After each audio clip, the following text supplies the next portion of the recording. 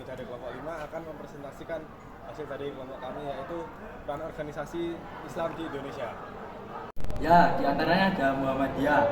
Muhammadiyah didirikan oleh Kiai Haji Ahmad Dahlan pada tanggal 18 November 1912 di Yogyakarta.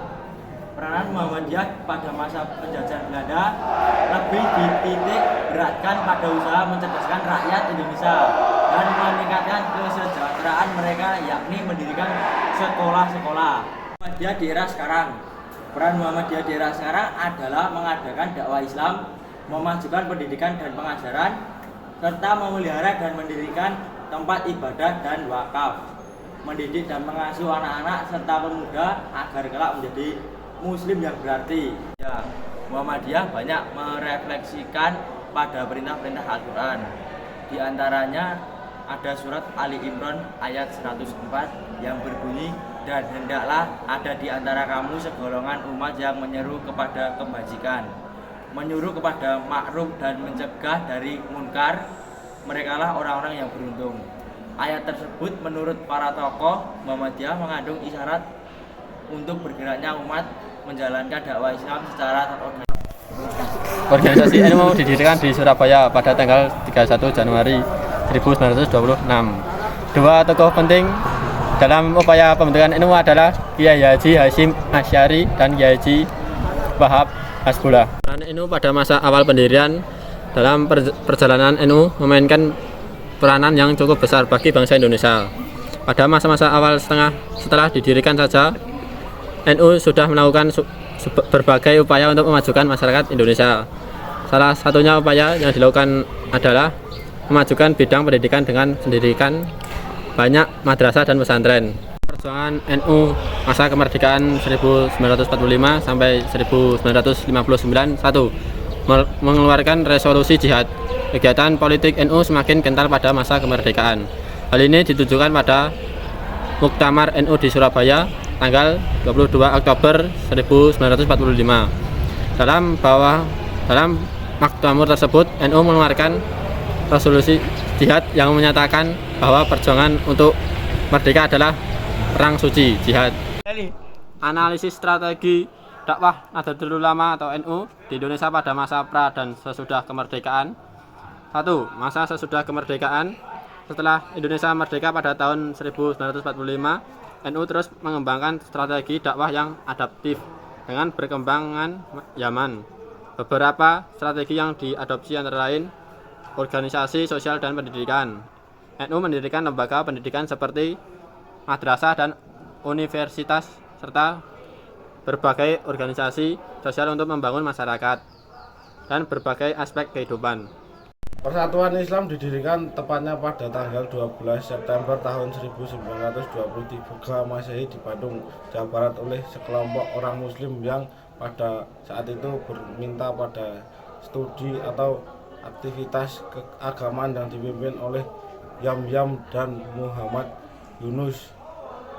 Ini berbeda dengan organisasi lain yang ada, misalnya seperti Budi Utomo yang didirikan pada tahun 1908 Masehi. Budi Utomo ini bergerak pada bidang pendidikan untuk orang-orang pribumi, khususnya orang Jawa dan Madura. Kemudian Sarekat Islam yang berdiri pada tahun 1912 Masehi yang bergerak pada bidang politik, dan juga Muhammadiyah yang juga berdiri pada tahun 1912 Masehi yang bergerak pada bidang sosial dan keagamaan. Sebagai dasar surah An-Nisa ayat 59, hai orang-orang yang beriman, taatilah Allah dan taatilah Rasulnya dan ulil amri di antara kamu. Ayat ini menjadi dasar bagi persis untuk menekankan pentingnya kembali kepada Al-Quran dan hadis sebagai sumber utama ajaran Islam. Hadis Rasulullah SAW siapa yang mengadakan dalam urusan agama kami ini sesuatu yang tidak ada asalnya, maka sesuatu itu tertolak. Selanjutnya Sumatera Tawalib. Sumatera Tawalib merupakan bagian dari pergerakan pembaharuan pemikiran Islam di Indonesia, khususnya Sumatera Barat. Dahlia Nur dalam bukunya Gerakan Modern Islam di Indonesia 1942 memasukkan Sumatera Tawalib sebagai awal-awal pendidikan dan sosial di Indonesia. Tentunya gerakan ini tidak bisa dilepaskan dari pengaruh gerakan pembaruan yang terjadi di Timur Tengah. Strategi dakwah organisasi Tawalib di Indonesia pada masa pra dan sesudah kemerdekaan dengan referensi surat dan hadis. Masa pra kemerdekaan itu reformasi pendidikan Islam.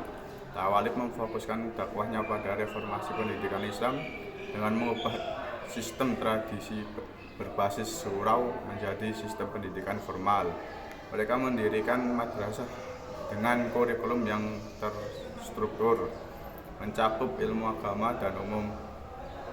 Ini sesuai dengan surah Al-Mujadilah ayat 11 yang menyatakan Allah akan meninggikan orang-orang yang beriman di antaramu dan orang-orang yang diberi pengetahuan beberapa derajat.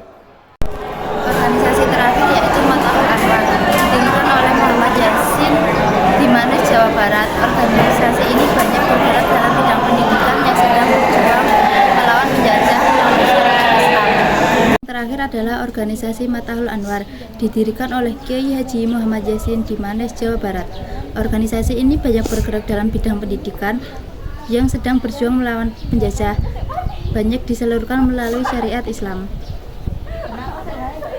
Hasil dari kelompok kami, bila ada kata yang kurang berkenan kami mohon maaf. Billahi taufiq wal hidayah. Wassalamualaikum warahmatullahi wabarakatuh.